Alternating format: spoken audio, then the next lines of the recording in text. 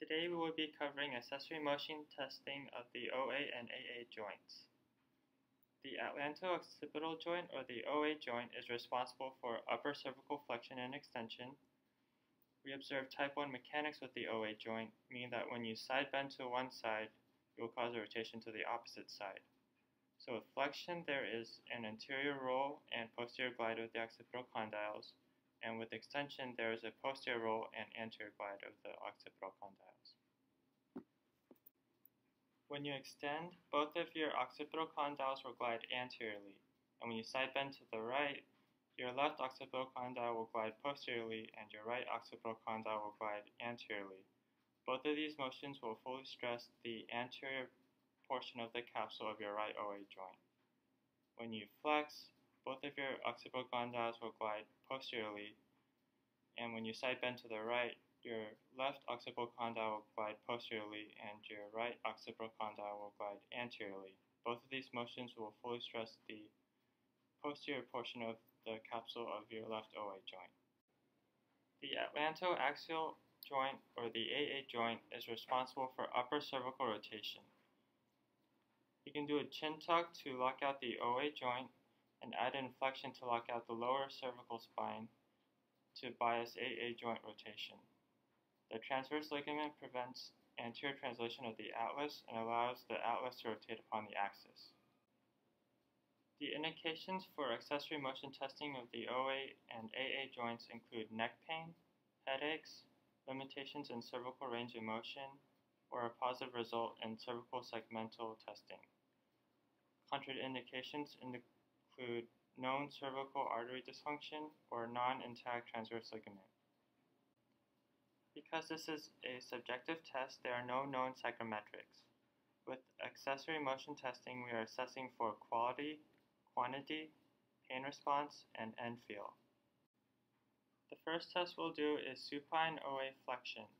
The therapist will contact the occiput with their palms, and then the therapist will introduce a chin tuck with slight left side bending and assess quality, quantity, pain, and end feel. They will repeat this test on the right side to compare the motion, and again repeat the whole process in extension. The next test is supine AA rotation. The therapist will contact C1 with the proximal phalanx of the second digit just inferior to the occiput, and then flex the head and the neck, taking up slack from the lower cervical segments, and slowly rotate to the left restricted barrier. They repeat these steps on the right to compare motion. This test is positive if one of these motions reproduces the patient's pain, or if there is a limitation in range of motion as compared to the other side. Hi Liz, my name is Rebecca Levin, and I'm going to be your physical therapist today. So I know you've been having some pain in your neck, and so what I want to do is look at what's called your occipital axial joint. And so that's the joint that's between the bottom of your head and the first bone of your spine. So what I'm going to be doing is I'm going to be taking your head, and I'm going to bend your head up just a little bit, and then kind of bring your ear towards your shoulder. And I'm just feeling for how your bones are moving against each other, and if that's going to reproduce any of the symptoms that you've been having. And I'll do that to your other ear, and also I'll tilt your head back, and we'll rotate both sides again. Okay? Okay. And at any point, if you feel any of your symptoms again, just let me know, and I want you to just relax. Okay? And let me move your head. So I'm going to tilt your head down just a little bit. And I'm just feeling here at the back. Now, is this bringing any of your symptoms on? No. No? Okay. Keep you in the flexion. Any of your symptoms coming on? Kind of hurts back here. Feel it back in here a little bit? Okay. Let me go ahead and tilt your head back. Alright. If we tilt again. Any symptoms coming on? And then right here. Anything? Good. Alright, Liz, so as we were just doing that test, you said that you felt some of your symptoms when I was bringing your head up and over towards your left shoulder.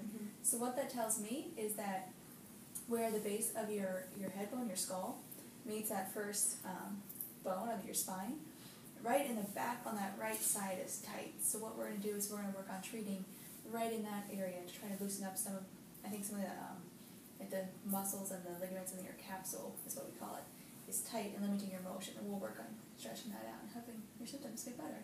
Perfect. Alright, Liz, so we just looked at what was your OA joint, and now we're looking at your AA, so that stands for your atlas axial joint. So what that means is I'm just looking at your first spine bone on your second spine bone, and just seeing how that movement looks. So this is the movement that helps you say no. So what I'm going to do is I'm going to take your head and I'm just going to bend it up just a little bit and then rotate it to both sides to look to see if the motion's the same, if that reproduces any of your symptoms, okay? Mhm. So I just want you to relax, okay? Just bending your head just a little bit.